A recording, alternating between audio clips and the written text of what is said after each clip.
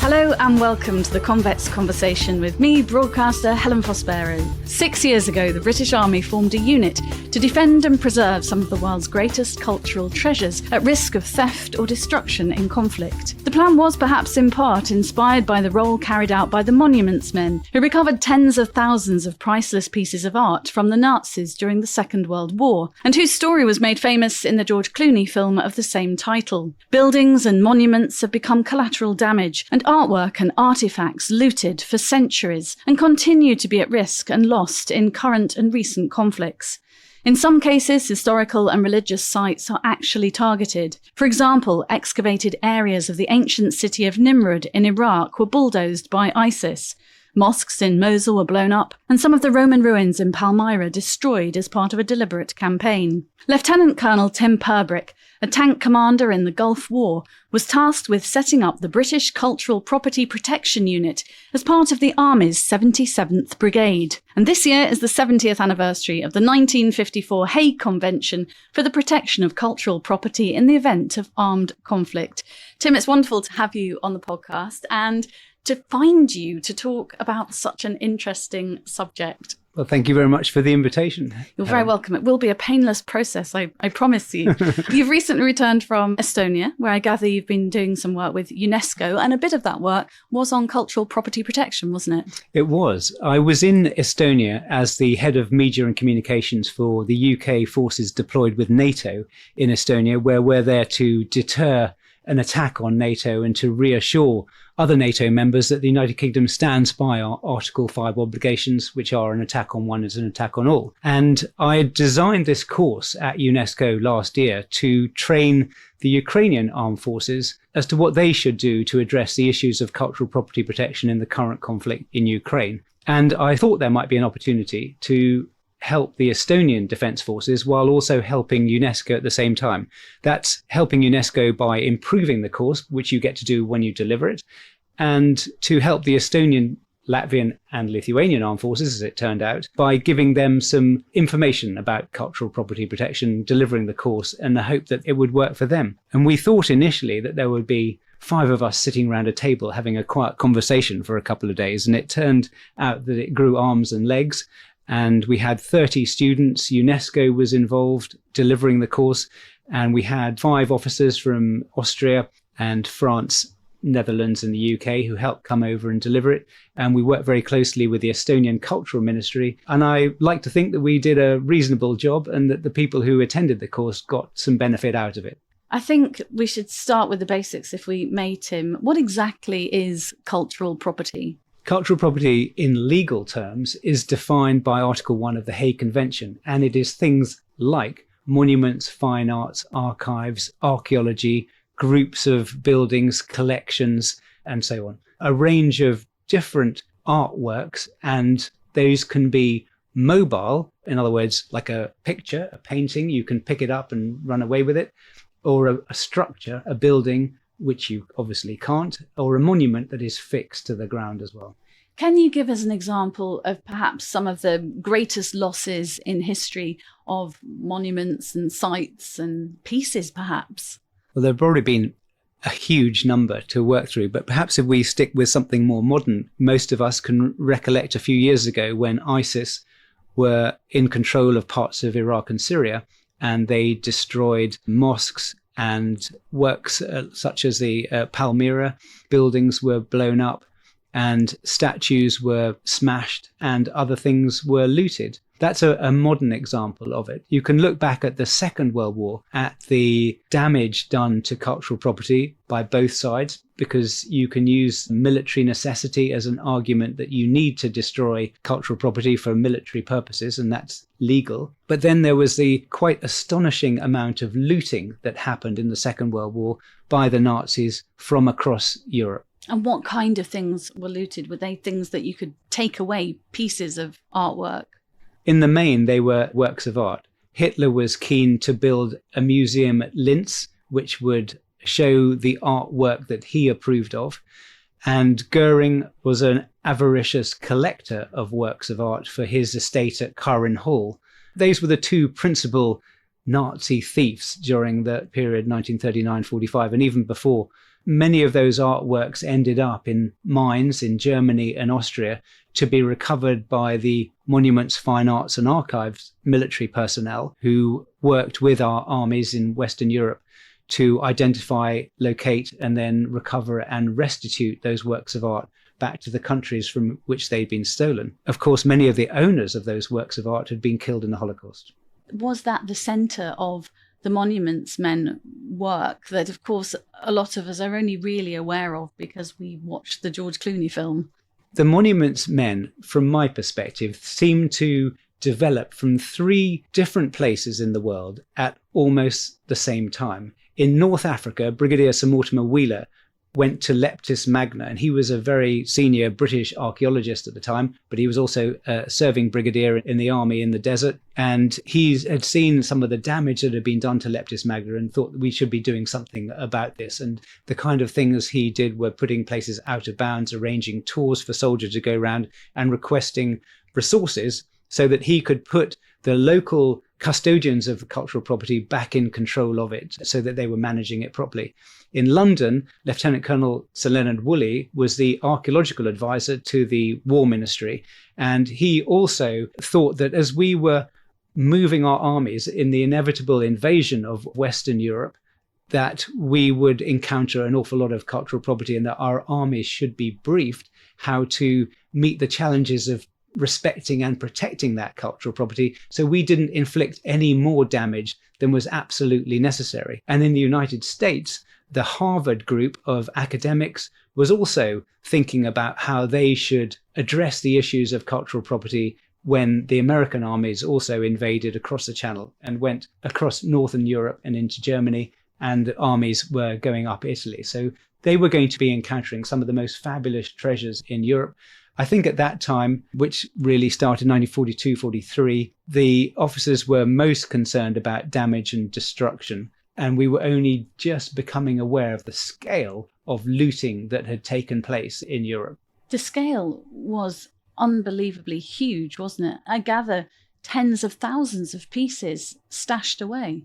There was a huge amount of art stolen, and it was stored because Hitler's museum at Linz wasn't yet built, and so it had to be stored. And as the war turned against the Nazis, they started placing a lot of their cultural heritage and the looted cultural heritage in mines, principally salt mines, because they're a better disposition to store works of art. But even then, they had to have pumps and air conditioning units and people looking after it and maintaining the art while it was there. And Goering, he was just an avaricious looter, and he just stole it for himself and his own personal benefit and took it to his own estate at Curran Hall. And is there still a lot of work from that period missing? There's a huge amount of art that is still missing from the Second World War.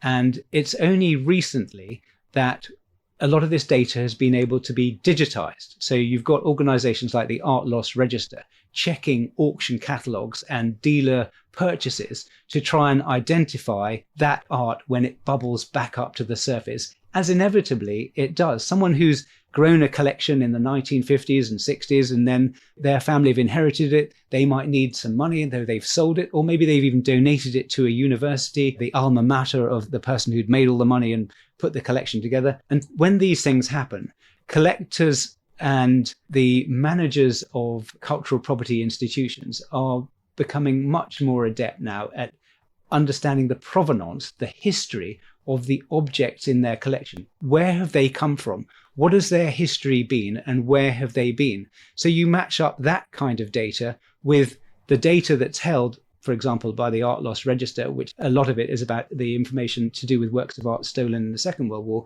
And between the two, you can start to identify some of these works of art. And you read the art press, and almost every week, works of art are being identified. That's fascinating. And has this been going on for centuries? Have we lost lots of incredible parts of our history through the conflicts over hundreds of years? Yep, there's no question. I think that that is the case. And armies in the 17th, 18th, and 19th century, they enriched themselves and their countries by looting. And that many of these cases are now being discussed in the media now, because many of these objects have ended up in national museums in many countries in Western Europe. And so those issues are now having to be addressed by the museums and the governments concerned with regard to the restitution or the long-term loan of objects back to the countries from which we looted them. Gosh, there was an example of that recently in the papers, wasn't there? And I'm struggling to remember exactly where it was. Was it Ghana? In Ghana, the British Museum and the V&A have just agreed a long-term loan of objects in their museums, which are being returned to Ghana for a period of at least 3 years. Did we take them, Tim? And shouldn't they be given back if they're Ghanaian? Well, it's not for me to say. But are there rules that mean it's not as simple as that? It's not as simple as that. I mean, it should be as simple as that, one would say, but it's never as simple as that. It's a question of how these objects were acquired by the institutions that have them, and then what are the rules governing the deaccessioning of objects which are held in their collections. And some of our national museums, and probably that some of the national museums across Europe, are bound by the law, which says that they cannot deaccession their objects without a change in the law. You mentioned at the beginning when you were in Estonia, you touched on the Ukrainian armed forces and some help for them. When a conflict is going on with such ferocity as it is there now and a massive humanitarian crisis, lives being lost every day, what can be done? What are the points that can be done to help save some of the heritage and the culture that is also being lost alongside lives? A significant amount of the protection of cultural property in armed conflict happens before the armed conflict happens. People have made plans and they've done the necessary protective measures or taken those measures in order to protect the cultural property, particularly mobile cultural property, which can be moved out of danger zones, perhaps to secure sites, refuges, where they can be protected better away from the conflict. But structures themselves are in a much more tricky position, because those can be deliberately targeted or they can be collateral damage from attacks that are happening nearby. In the Second World War, and we've seen more recently in Ukraine, many of these monuments have been sandbagged up to afford some kind of protection from artillery fire and from long-range rocket fire and airdrop munitions. But in certain conflicts, and Ukraine is probably one of those, where one of the parties is intent on destroying the cultural property, the culture, the nation, the fabric of that nation, and those acts are war crimes. When a state is intent on carrying out war crimes, it's very difficult to stop them doing that. The law is there to deter them, but the law is not the law is on the battlefield, but it's not there. It can't stop them on the battlefield from taking the actions that they're taking. What the law can do, though, is it can make people accountable after the fact. Now, that doesn't save the cultural property which the offender has damaged, destroyed, and looted, but it does mean that at a later date, if these people can be brought to account, then they can be prosecuted under international humanitarian law. For example, the International Criminal Tribunal for Yugoslavia prosecuted a number of individuals for war crimes relating to the shelling of Dubrovnik. More recently, in Mali, Ahmed al-Faqi al-Mahdi was convicted and sentenced to 9 years at the International Criminal Court for offences relating to cultural property war crimes committed in Timbuktu. So people can be brought to account for their offences. And indeed, go back further, in the Second World War, the Nuremberg war crimes trial, if Hitler and Goering had been alive, then they would have been prosecuted, or Goering was prosecuted for one of the crimes was offences against cultural property. And Alfred Rosenberg was executed at Nuremberg in part for the war crimes committed against cultural property. It really is such a fascinating subject, and you set up the special unit that I referred to in the introduction. I think it was 2018, and I gather the setting up of that unit began with a question in Parliament. Well, it began with this book here in front of me, The Rape of Europa by Lynn Nicholas, which I was given to review in 1994 by the MOD's magazine. So I reviewed that book, and that sparked an interest in cultural property and its protection. I read a lot of books about monuments men. We're sitting here in my sister-in-law's office, Neville Keating Pictures, where I worked for 4 years. So that's in the family as well. And I worked for 12 years in part for the Art Loss Register. So I bought all that information with me together when I was sitting in Army headquarters, and I was working at the time in renewable energy, and I'd written an article in a magazine called the British Army Review about how we should be using more renewable energy on operations and on our bases. And this was back in 2013. And I thought I owed the magazine a sort of a duty to flick through the rest of it and see what else was interesting in the magazine. Of course, there was a far more interesting article than mine. And it was by Professor Peter Stone from Newcastle University. And it was all about what we in defence should be doing about the protection of cultural property during armed conflict. I read the article, was completely fascinated by it. And those 3 experiences I brought to the beginning of that article that I'd got from before, from reading the books, from working in the company, and from this association with our family company, meant that I had a real interest in it. So I rang up the professor, and literally after I read the article, and he now tells a story about how he almost fell off his chair, that someone from the army was calling him up saying that they could do something about this. And I was in the perfect place. I was working in the concepts branch at Army headquarters, looking 20 years out at what the environment was going to look like for the Army in 20 years and how we were going to reshape the Army to meet those challenges. So I was doing media operations, information warfare and cyber warfare. That's a whole long distance from cultural property protection. But my boss, Tim Law, when I asked him, said, go write a paper on it. And that was our job, to write a paper about new capabilities. So I wrote the paper, and it circulated around the Army as the way these things do, got to the top of the Army, and I was patted on the head and said, good job, Tim, no resources. But at the same time, there was more of an interest growing outside. The Syrian conflict was happening at the time, and there was pressure on the government, David Cameron's government, to do something about it. And there were votes in Parliament about, shall we put boots on the ground in Syria? That vote went no. And so the government was, I think, looking around for other things that it could do. And one of those things that it could do was ratify the Hague Convention and its 2 protocols, because Tony Blair's government in 2004 had said, we'll ratify the convention when we find the parliamentary time. So dial that forward to 2016, the government found the time to do that. And the good thing about the 1954 Hague Convention in UK politics was that both sides of both houses of parliament had been lobbying the government to ratify the Hague Convention. So there was overwhelming support in parliament for this to happen. And I was sitting in the office, in fact, one door away from where we're sitting now, when I had a call from the Army Secretariat at Army headquarters. That's never a good thing. It's usually, and I'm a serial offender, and I thought I was going to be in big trouble. I said, yes, this is Lieutenant Colonel Purbrick. We think you can help us with a question that the Secretary of State has got an urgent question in Parliament, and you know the answer. My head was just like, what the heck can I possibly know that Secretary of State for Defence wants to know about this question in Parliament? No pressure there then, Tim. No pressure, exactly. And I said, well, what's the question? And they said, well, what are we doing in defence about protecting cultural property right now? And I said, well, the answer right now is we're doing nothing. But we can't have the Secretary of State for Defence standing up in Parliament. There was Sir Michael Fallon at the time, a classicist from St Andrews University. And we can't have him stand up and say, we're doing nothing, because that's not an answer that defence secretaries give to questions in Parliament.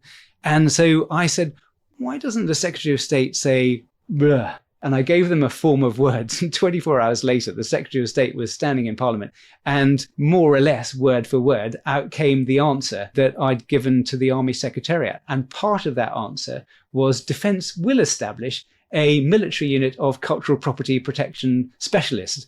So I kind of seen this massive influence opportunity, because I knew that if the Secretary of State for Defence said it in Parliament, then it was going to happen. And so Defence went, oh my goodness, the Secretary of State for Defence has just signed us up to start a new unit. And they went, Army, Navy, Air Force, which one of the 3 is going to encounter more cultural property? And it's going to be the Army. So that order came down to Army headquarters. And my boss's boss was a brigadier at the time called Rowley Walker, who's about to become the chief of the Army General Staff. he'd been very supportive of the paper. And he kind of looked at me across the desk and went, Tim, this is your fault. I want you to go downstairs to the Directorate of Information, and I want you to run through the establishment action for this unit. So that took about a year, 12 months to do all that activity of lining all those sort of ducks up. And then the unit was established in 2018, and I was lucky enough to be selected by the Army Personnel Centre as the first boss of that unit for a 3-year tour. You put that unit together. What kind of different experts were you looking for when you put together the team? Because one would imagine that some expertise in various things, whether it's art or archaeology or crime investigation, is required. You're absolutely right.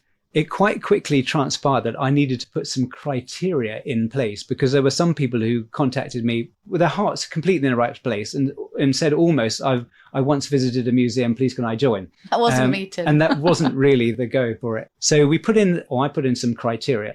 You've got to have a relevant degree. You've got to have worked in that, because these are all reserves, got to have worked in it in your civilian occupation for at least 5 years, and you've got to be doing it still today. So those criteria tended to narrow it down rather a lot. Luckily, inside defence, my successor, Commander Roger Curtis of the Royal Naval Reserve, he had stalked me for a while, as had Professor Adrian Parker from Oxford Brookes University, who's a senior archaeologist. And Rogers works as structural building surveyor for Historic Environment Scotland, and a number of others sort of came and, when they heard it was happening, had got in touch with me. So I started with, if you like, a base of people who I knew we could bring in. But there was a slightly nervy moment when I was sitting with the then Minister for the Armed Forces in Rome in the ambassador's residency, and Anna Summers Cox, who founded the Art newspaper, wrote an article, and she was in the audience when we were doing this sort of press thing, and said, Lieutenant Colonel Tim Purbrick by himself in his own unit. And it was embarrassingly true, because at that time, you can't just sort of throw people across. You can in wartime, but in peacetime, when you're arranging these things, we had to go through all the right channels to ensure that all the right people came into the unit. And that was quite difficult for those two I just mentioned, Roger Curtis and Adrian Parker, because one was in the Royal Naval Reserve and one was in the Royal Auxiliary Air Force. So they were coming from different services into this army unit. So that kind of stress tested the system somewhat as we engineered that process to happen. It may seem to outsiders as kind of strange that that's the way we have to address things. It takes a long time to do these processes, but we got there in the end. And I think probably by the time I finished, we had maybe 10 officers in the unit, and we delivered what I call a Cultural Property Protection Special to Arm course down at Southwark Park in Hampshire, which is the headquarters of the Royal Military Police. And we had about 30 officers from across Europe. So it was very much a NATO course, helped by, in its delivery, by Dr. Paul Fox, who at the time was working for the Blue Shield, which is an NGO that looks at cultural property protection during armed conflict. And we put together this course and delivered it. And it was a bit of a wing and a prayer, but it seemed to go down more or less all right. The idea was you can't just take people from parts of the armed forces without training them to deliver the capability they've got. So a lot of the lessons that I learned delivering that course were taken forward to the UNESCO course that I then designed for the Ukrainians last year, specifically for their military unit. I know you've set the unit up and you're not part of the unit now, but is some of the work done during conflict? So presumably your team has to be expert as well in tactical operations. Yes, that's absolutely right, and a very good point. But not only do you have to be able to go and visit cultural property and assess its damage and record its damage, and maybe bring in the military police because you think it has the potential to be a war crime site, and military lawyers, as well as maybe your engineers, and you need to bring in military engineers who have an empathy and sympathy for cultural property. It's not just add 1,000 tons of concrete here, guys. We need some experts in our military engineering capability to do that. So you've got to be able to assess cultural property, to report it back to the civilian authorities. And the important thing is that we are there as military officers to cooperate with the civilian authorities. It's not our cultural property, generally, unless it's our country, but it's the responsibility of the civilian authorities to manage the cultural property that's in the middle of this war. So we also have to be staff officers. So you need staff training.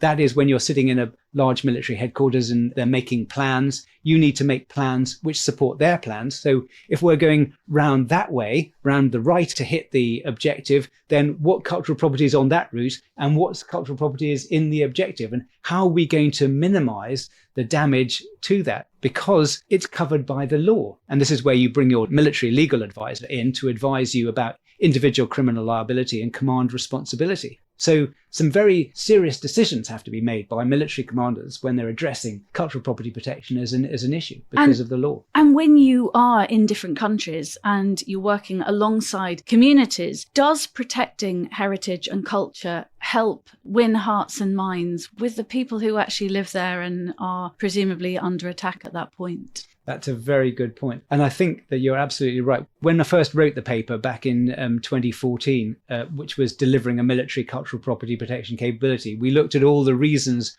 why we as armed forces should be addressing cultural property protection, because our job is mission success. We want to achieve our mission. That's what we've been given. So we'll do cultural property protection because the law tells us to do it. Whether we do more than what the law requires depends on, is it going to win us influence? Is it going to support our reputation? Is it going to increase the generation of human intelligence? Is it going to develop our force protection so people are not going to brick us and i.e. deliver improvised explosive devices? And is it going to increase the knowledge of cultural understanding of our force? It's going to cut down illicit trafficking, and it's going to afford the community a better chance of recovery post the conflict. And sometimes, Tim, is the cultural property and the looting, is there an element of money that then helps fund terrorists, or is it used almost as a weapon by the aggressors, sometimes financially? I think that that's probably right. The Art Looting Investigation Unit in the Second World War were very keen that the Nazis did not use funds generated by the sale of the looted cultural property to continue the war in the so-called Alpine Redoubt. So it would help finance that. I think in the sort of ISIS-Daesh era, we were very concerned that looted artworks were making their way into the international markets to the benefit of ISIS and Daesh during that time. I think that probably what is required, because no one really knows, I don't think, but what is required is for some significant intelligence work to be done by national agencies and supporting authorities to really bottom that one out. How much cash is generated during armed conflict by an adversary or a terrorist organization that supports their nefarious activities? And I think that one remains to be bottomed out. But the general feeling is yes. A thought that popped up in my mind was ethnic cleansing as well. And I was just trying to find the example that I'd written down. You slightly touched on that, not using the phrase ethnic cleansing, but again, it can be a weapon in a way, can't it, against a culture and against a people? With things like the blowing up of the 2 giant Buddhas by the Taliban in Afghanistan, it can be a direct attack on the people who are being fought. Completely. And many adversaries are intent on destroying wholly a people and removing them from the area in which they've been living for maybe thousands of years, and their culture is all around them. So they not only try and kill all the people, they then destroy the structures that support that culture. And that's a very worrying trend. I'm not saying it's new. It's probably happened forever. We don't really learn the lessons of history, do we, very often? Sad truth. We never do. And that applies to everything in life. We should all read more history. Yeah, I've started reading a bit of history now and I've got quite addicted to it. I've never had time before, but it is addictive when you get going. I'm just touching on the film again, just because it was the first time that kind of thing, cultural heritage, came across my radar, The Monuments Men, and I love films that are based on true stories. Do you think it helped bring the subject to life and to people's attention? And I gather George Clooney got fascinated by it as well, didn't it, himself? I think that's right. George Clooney brought to life a book by Robert Edsel called The Monuments Men. Robert Edsel's Texan tech, I'm going to say multi-billionaire, but you can jump in there and correct me, Robert, when we next meet up. And he did a fantastic job, Robert, of raising the profile of the work done by the Monuments, Fine Arts and Archives branch, particularly the American side. And they got I think it's the Congressional Gold Medal. I'm probably going to be slightly wrong because there are different ways of saying that. But he was the one who started that. And it was his book that George Clooney read and then turned into the movie Monuments Men. It's a movie it's not a documentary. So you'll find the hardcore academia going, it's a load of tosh and should never have reached the screens. But it was really good, as you've just highlighted, in raising the profile of the work of this very small, I mean, there were 50 Brits involved in it during the actual war. Very small, but I think very effective unit in the Monuments, Fine Arts and Archives branch. And the lessons that they learned were written up by Sir Leonard Woolley at the end of the war. And that was, for me, a real handrail into how to establish and run a military cultural property protection unit. Because those lessons that were learnt in the Second World War are as real and live today as they were then. What was the most valuable lesson, do you think, if you could pick out one that you took away from that? Get the right people every time. Get the right people every time. Now, you've always had to get the right people, because I'm going to take you back in time now. I remember Desert Storm and the liberation of Kuwait because I was a very young presenter on Sky News during the first Gulf War, which was back in 1991. I can't believe that is actually more than 30 years ago. And I dread to think what naive questions I may have asked of various guests in those days. But you were a 27-year-old captain in the Royal Lancers when you were deployed. What memories do you have of that time, and even from the beginning of you flying into the desert? It's always a strange thing flying from relatively safe place into a relatively unsafe place. I remember a few years later in 2007 when I got up in the morning at home and went to sleep in Iraq being rocketed by the locals. So that was a bit of a shock. In the Gulf War, we flew into Duran and we established ourselves in the dockside at Al Jabal. It was steamingly hot there. We were drinking bottle after bottle of water. And it was about a week later that our tanks arrived and we deployed out in the desert.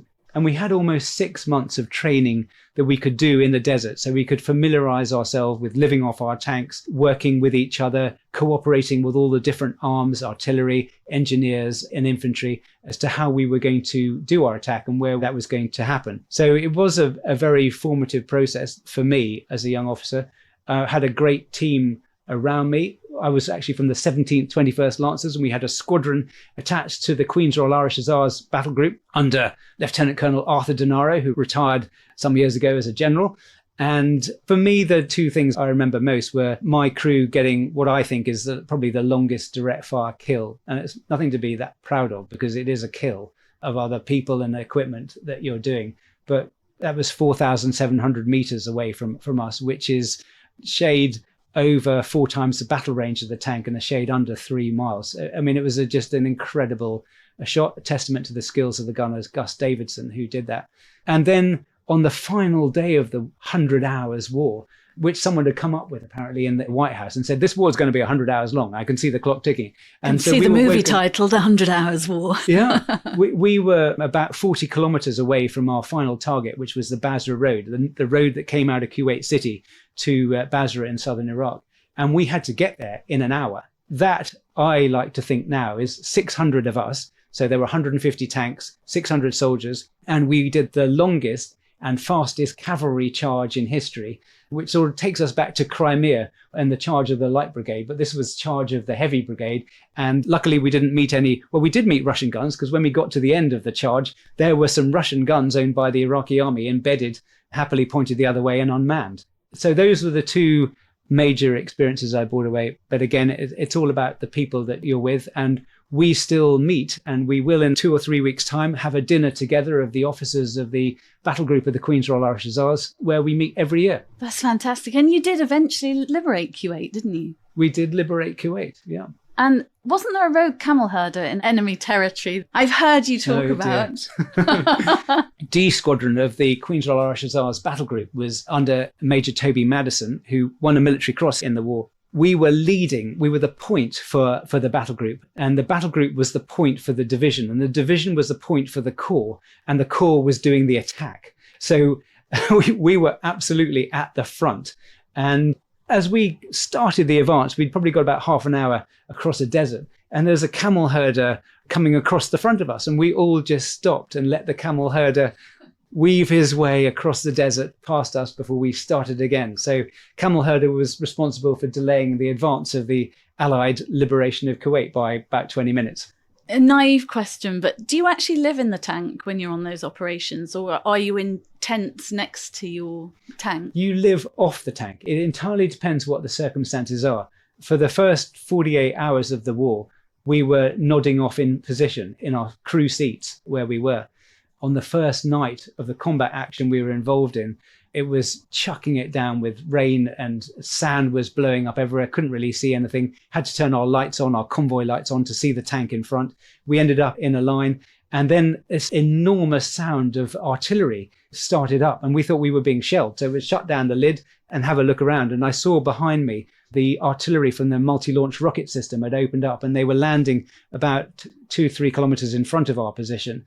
And we got out and stood on the back decks in the rain, and just an incredible fireworks display of lethality going over our heads and landing on the enemy positions in front of us, and made it easier the next day. Well, yes, I'm sure it did. When you say living off the tank, what does that mean? We do have a bivvy, which is like a tent that you attach to the side of the tank, and then you put your 4 sleeping bags in there, and that's where you can live in. There's a cooker that you can set up next to the tank and operate that.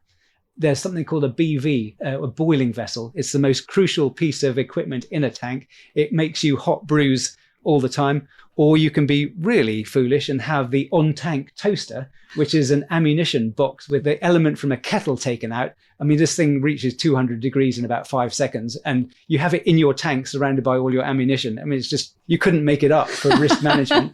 And then you can have your egg butties on toast and things like that. Oh my goodness. I think as well, when an article I read, you said when you flew in the cockpit of a jet, you flew down the Nile and you remember seeing the pyramids. And I mean, what a strange entry into all that. And as a young tank commander, and talk about cultural heritage, flying over the pyramids. Well, all these things are very surreal. And you think later in my life now, were these formative events when you saw these things and they sort of lodged with you, and later on they come back. And I was very pleased to do my tour in Estonia where there were tanks. And I went down to Tapa, where the British battle group is, and I had a photograph with a young officer who's their squadron leader for the Queen's Royal Hussars for C Squadron. And 30 plus years ago, his father was with us in the Queen's Royal Irish Hussars battle group. And so I'm the kind of bridge, the old bridge that straddles that 30-year gap from father to son in the Queen's Royal Hussars. What a lovely collection. Now, you have been decorated, unlike the Monuments Men who'd waited a long time to be decorated. What did you get the OBE for? Well, you never see the citation, so I can't really tell, but I understand it was for work relating to cultural property protection done at Army headquarters. But there was a little bit of showbiz glamour in your receiving of your award, wasn't there? Well, yes. I got the details of when I had to turn up to Buckingham Palace to receive the award, and the date that I was given was a date that, if you like, the Queen was already sending me on military duty to Italy. So I rang up the Orders of Chancery. And I said, look, is this going to be a problem? Should I cancel what I'm being sent on? And they said, no, there's plenty of time. When would suit you? And I'd heard that Keira Knightley had got an OBE as well. And I said, when's Keira getting her OBE? And when they stopped laughing, they said, Tim, that'll be December. And I said, December's the one for me. So when I got there, dressed up in all my finery, one thing is you don't wear your medals, because the medal that you're receiving can't be outshone by the ones you've already got. So you don't wear your medals, but you're still in your full blues with pooch belts and gold and metal chain mail on your thing and ribbons and spurs and what have you. And I walked up to Keira Knightley and I said, you're the reason I'm here. Oh, I bet she was lovely, we had a very nice was chat she? And she was lovely. You met her in is it the painting gallery? Yeah, painted gallery. I think where we kind of go before you go to receive your award from His Royal Highness the Prince of Wales, as it was then, now the King. Fantastic. Now, I know that you're busy writing at the moment, and one of the things you're writing is a book centred on Russia's Amber Room. I would imagine if you came to me with a book titled The Amber Room, I'd actually commission you to write it, Tim, because it sounds like it's going to be fascinating. What is the Amber Room and what's going on with your book? Well, the Amber Room was a beautiful room constructed of panels of amber with embedded jewels, and initially it had been made for the King of Prussia, and I'm sure some historian will correct me quite swiftly if I'm getting this wrong, but then he gave it to the Tsar of Russia, who installed it at a palace, St. Catherine's Palace, just outside St. Petersburg. It was hugely admired. I mean, they go in there and open the shutters and it's glowed with a beautiful golden glow. It was almost one of the world's great wonders. And in the Second World War, the Russians tried to remove it before the Nazis got there, and they'd crumbled a few of the panels. Then the Germans showed up and they removed it in 48 hours. They'd completely taken it down, packed it away carefully and taken it. And thereafter, it gets a bit of a sort of cloud as to what happened. I think it went to Königsberg in East Prussia, which was then blown up, Königsberg Castle, blown up by the RAF and then destroyed by Russian artillery. And maybe that's where the Amber Room met its end.